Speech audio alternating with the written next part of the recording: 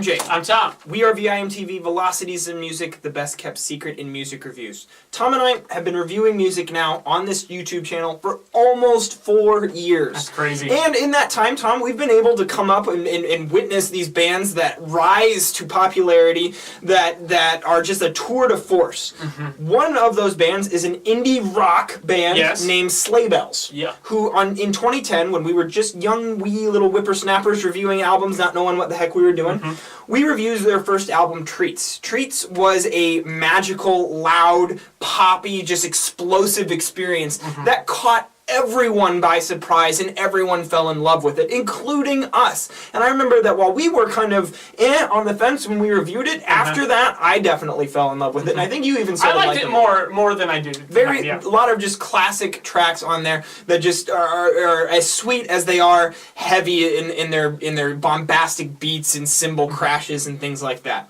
At the beginning of 2012, Sleigh Bells released their second album, Reign of Terror. The band had earned a bit more cash at this point, put a lot of work into their sound. It definitely was a totally different sound, an improvement, I would say. Not necessarily an improvement, it just went a different direction. You had the guitars, the guitarist in this band, whose name is escaping me at the moment. Derek Miller.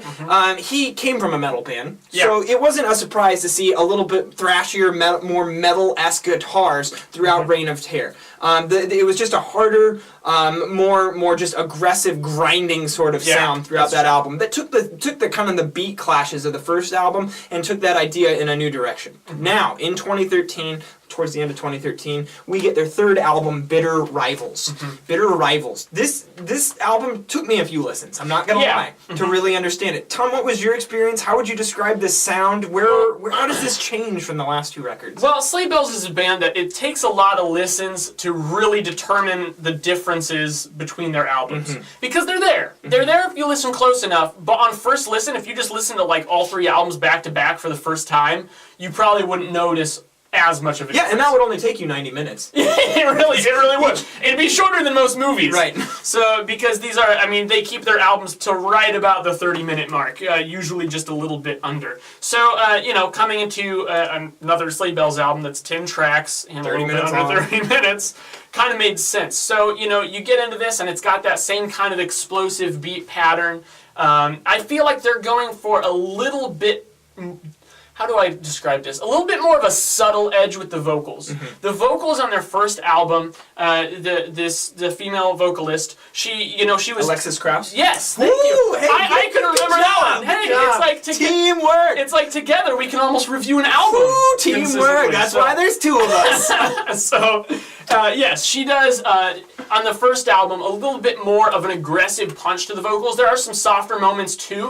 What I notice here is that in the low parts when she's singing, she's still trying to get the same amount of that intensity in there, but she's focusing it a little bit more. And there's definitely moments where she's almost chanting, and it has that almost kind like of anthemic. Yeah, absolutely. It's almost like the Go Team at times. Even. It reminds me of that, anyways. And I think the explosive beats are what really sell this sound, or at least it did. It was just in the red the entire time you were in Treats.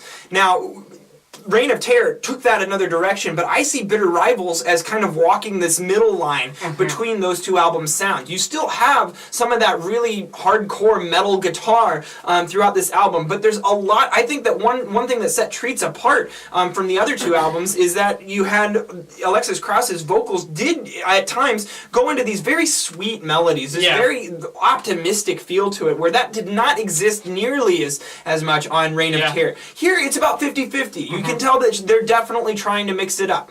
Now, one thing that this album, that I just have to come out and say, is that there is a significant level of track displacement here. There are several tracks that I absolutely love, and some that I just don't care for very much. The first track that honestly, I gotta give a shout out to our friend Ian Anderson, who's been on our show before.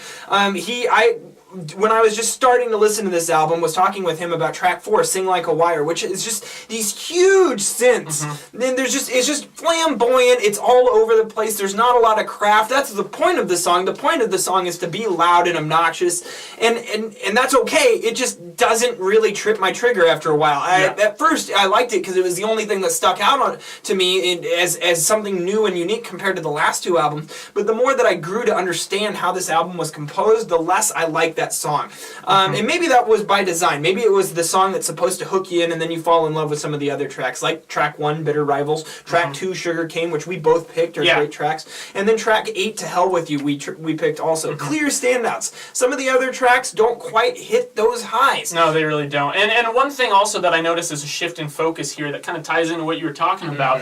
Is if I listen to, especially Treats, I feel like that album was much more focused on the guitar. The vocals played a big part, but a lot of the hooks and a lot of what sucked me in was the guitar. Here I feel like the hooks are more vocal driven. Right. And I actually think that works to the album's advantage because I think the lyrics are getting a little more intriguing. Especially, you listen to like track 8, To Hell With You. Right. Well, it's kind of a little witty pun, because the lyric is actually in context, I'll go to hell with you.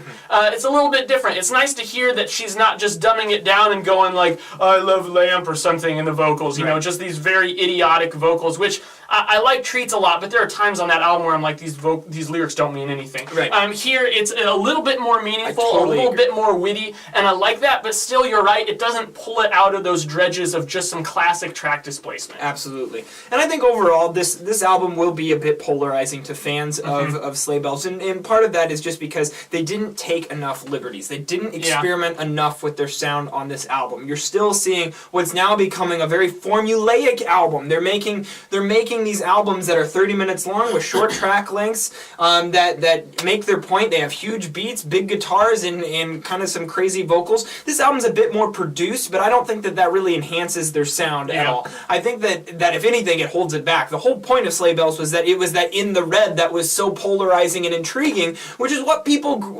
forced people to gravitate towards Treats in the first place. Reign of Terror took it to the next level by adding the aspect of taking the guitars up to that harder edge, and this is trying to walk this fine line. It's a compromise. I want to see a new direction out of Sleigh Bells going forward. I want to see. I agree. I want to see more experimentalism. I want to see a new direction, and until we get there, I don't know if they're just going to be diluting their sound. And that's one thing I worry about, because I think that part of the reason that I'm a little bit lukewarm on this album is because they are, like, I've heard some of these ideas before, and they're getting a little stale.